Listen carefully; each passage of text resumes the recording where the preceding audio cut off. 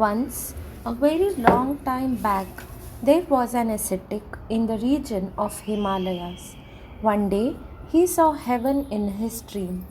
The door of heaven was open, and in a beautifully decorated room, there were seven beautiful girls sitting in a row. They were all in the same age group. During their conversation, they addressed each other as friends. One of the girls said, "Friends, let's go to the earth to have a stroll." The second one said, "Going to earth is no problem, but where shall we stay?" The third one said, "I have heard there is someone in the region of Himalayas who is leading a life of an ascetic. He is well versed in all the branches of science and is very experienced. We shall learn all the branches of science from him and have a stroll as well." The ascetic woke up from his sleep in the morning. He remembered his dream very well. He became sad and began thinking, perhaps it's a forewarning of my death. Those seven girls must definitely have been celestial nymphs. He was perplexed to think thus. And then, in order to console himself, he muttered, "Dreams are, after all, dreams. They cannot be considered real. And even if worse comes to worst, I might die and then I will go to heaven." Thinking thus, he set out to the forest to collect tuber roots for his food. The ascetic had gone hardly any distance when he was stilled to see the scene before him. The seven girls he had seen in his dream were sitting together and were playing some kind of game. Seeing the ascetic before them, they began whispering something to each other. Then one of them stepped forward and asked the ascetic, "Maharaj, do you reside here?" The ascetic replied in the affirmative, nodding of his head. The other girl said, "Maharaj, we are seven friends. We wish to stay with you for a few days." The ascetic took a long breath and said, "I came to know about all of you yesternight only. No one can avert the inevitable. Come along, treat my hut as your residence and me as your father."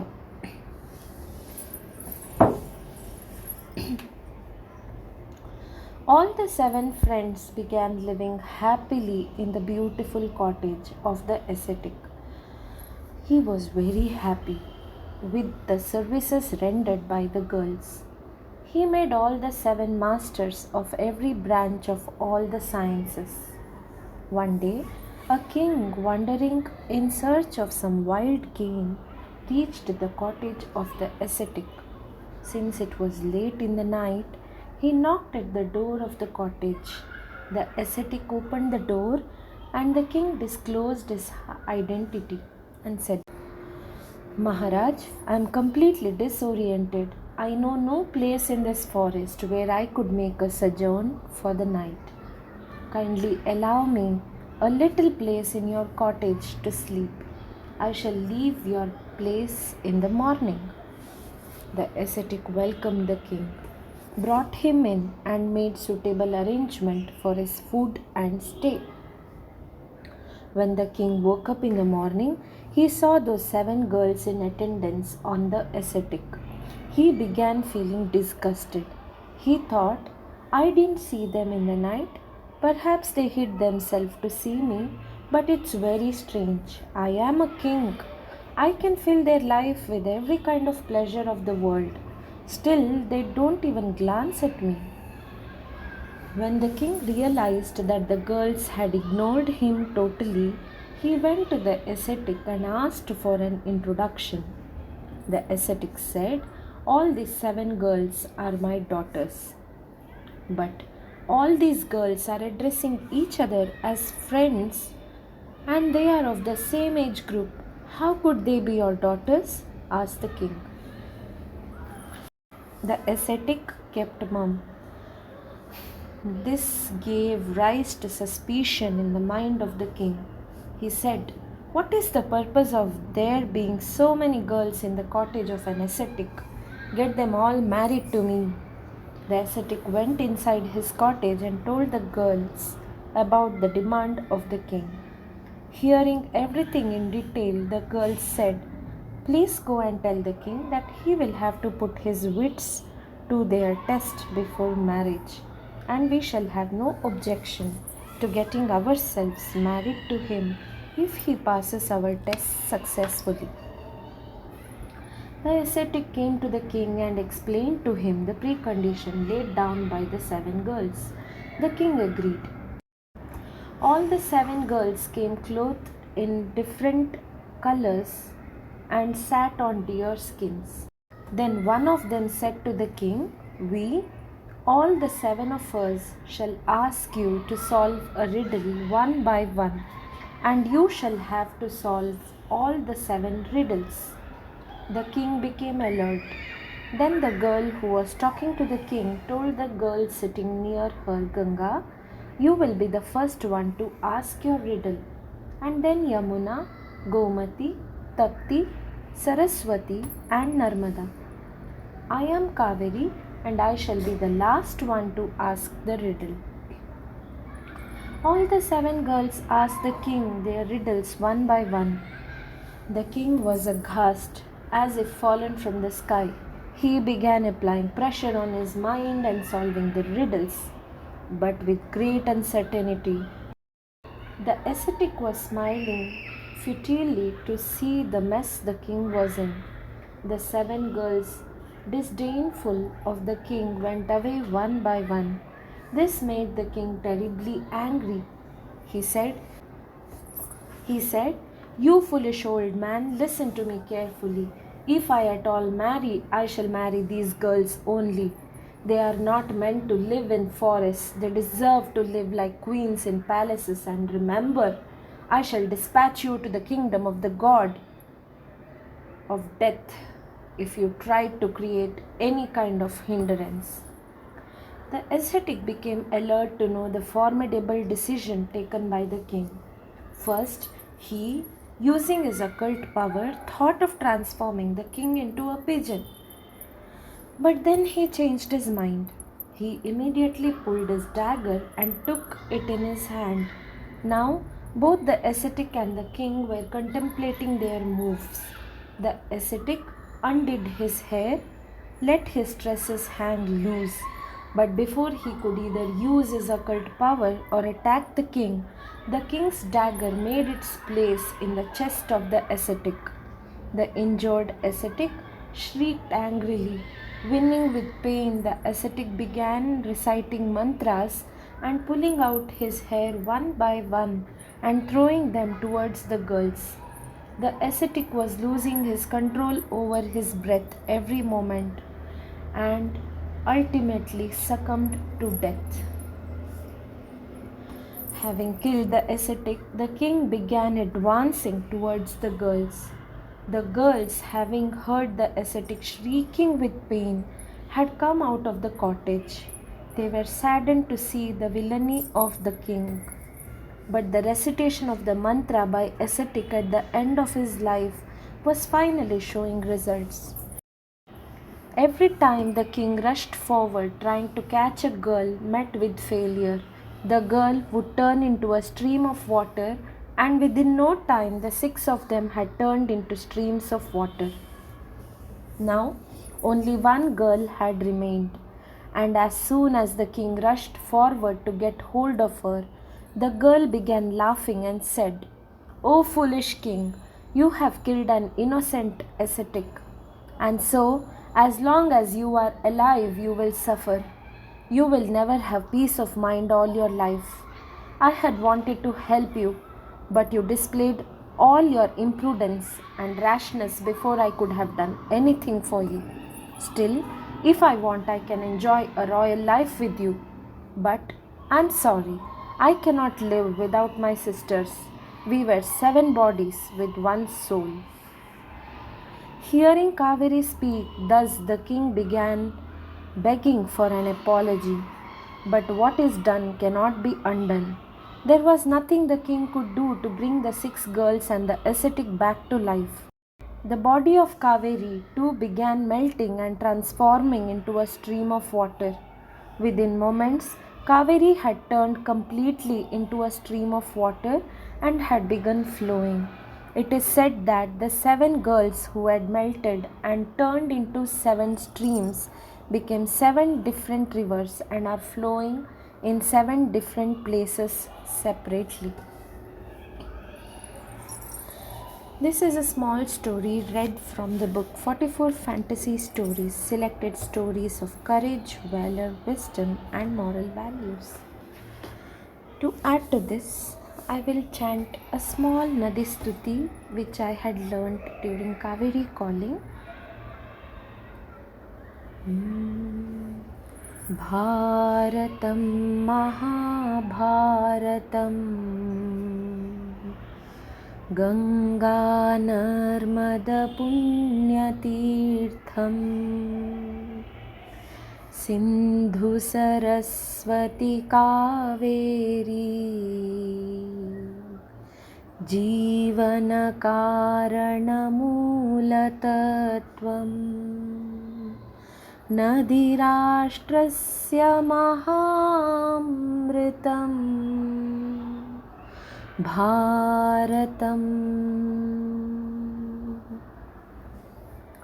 So they say that the rivers of the country are Maha Amrit. They are the prized possession of the nation. We have to take care of these rivers. They are simply goddesses in disguise. And when we make the water of our nation polluted, we become polluted, our children become polluted, and in turn, every generation breeds diseases. So let us stop this cycle of pollution here.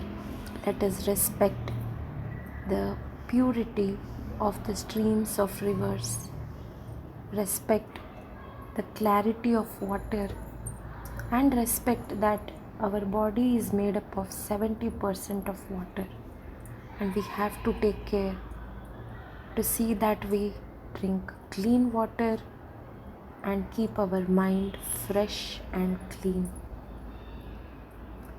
There is also another popular and one of the simplest mantras which we can chant to purify the water of our bath.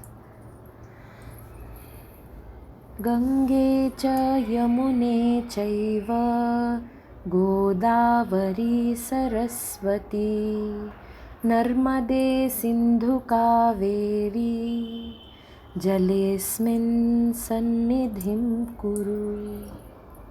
What this stotra means is Gange cha Yamune chaiva Ganga, Yamuna, Narmade Sindhu Kaveri. We are asking, we are invoking the rivers to bless us through the water that we are going to intake or have a water wash with. Jalesmin Sannidhim Kuru. Jalesmin, in this water, Sannidhim, make your presence, Kuru, do.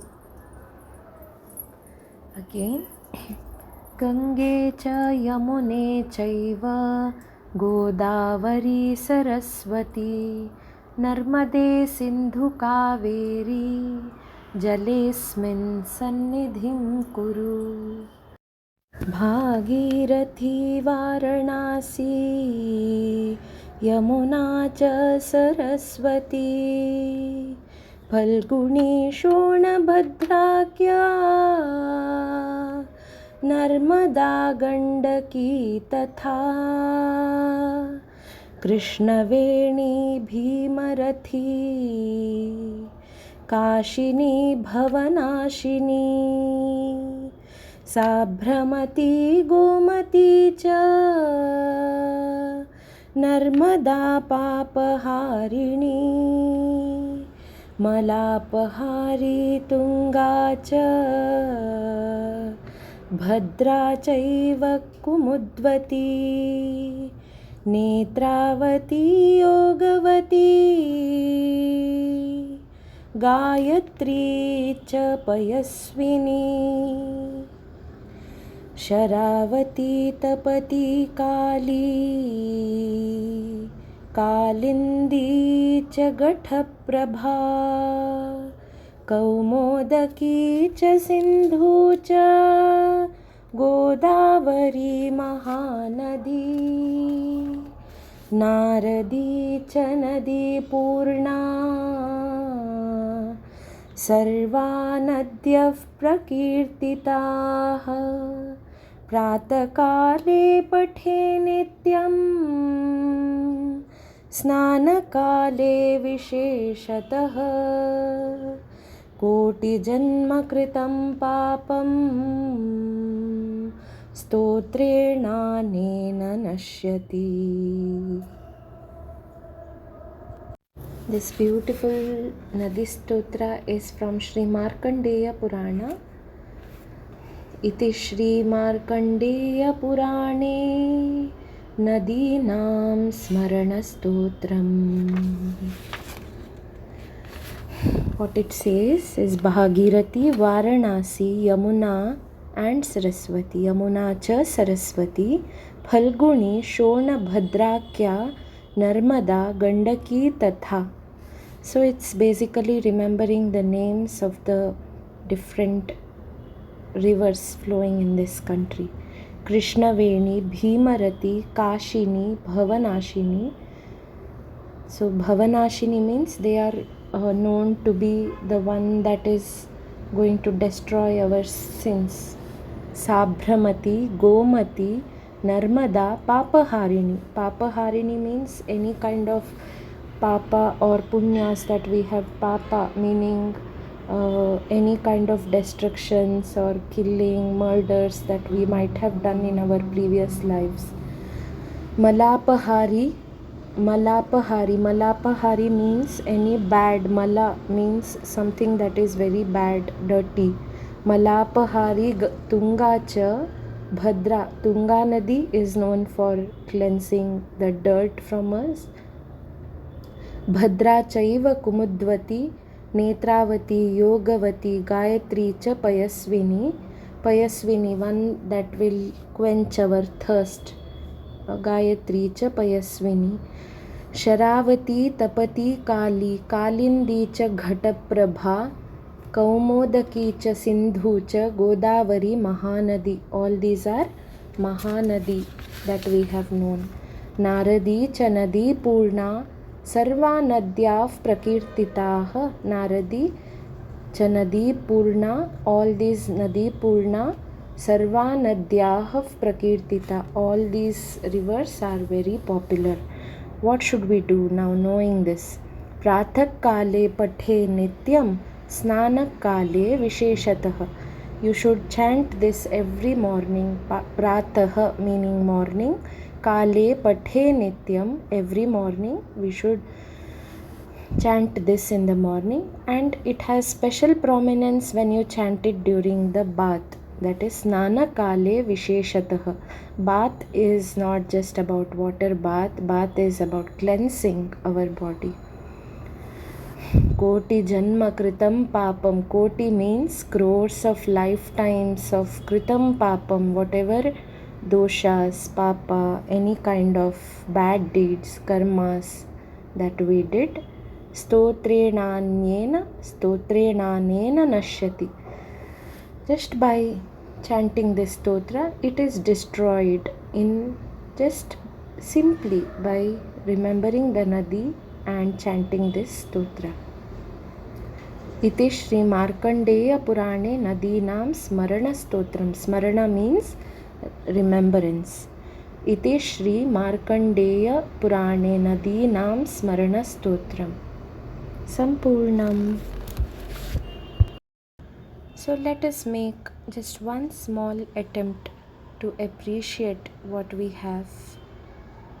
Close your eyes.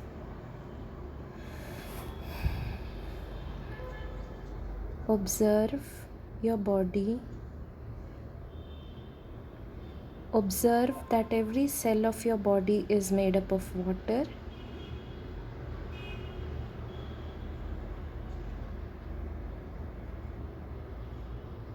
When you clean the water of your body, you are purified. You are pure.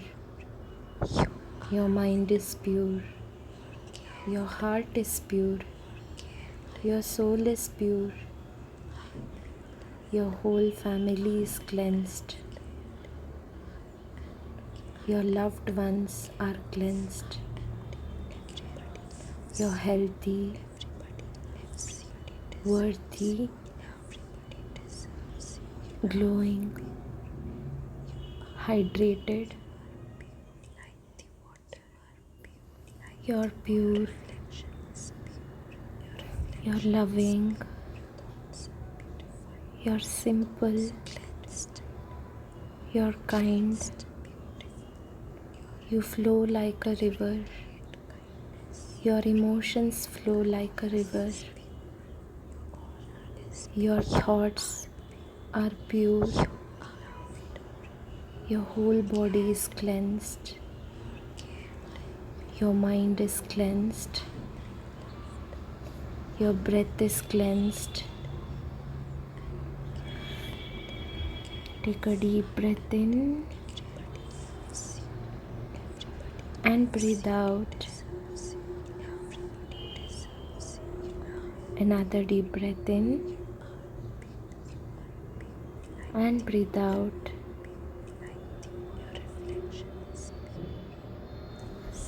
Asato ma sadgamaya tamaso ma jyotirgamaya mrityorma amritangamaya. Om Shanti Shanti Shanti.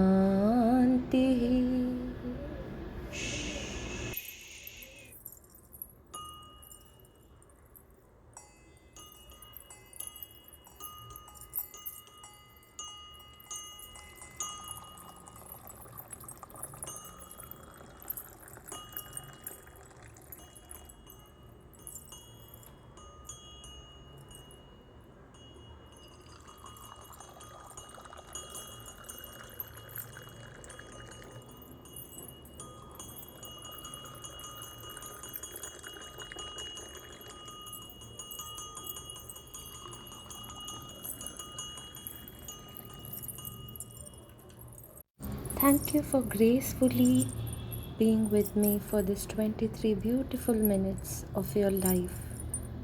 I hope you got something out of this session.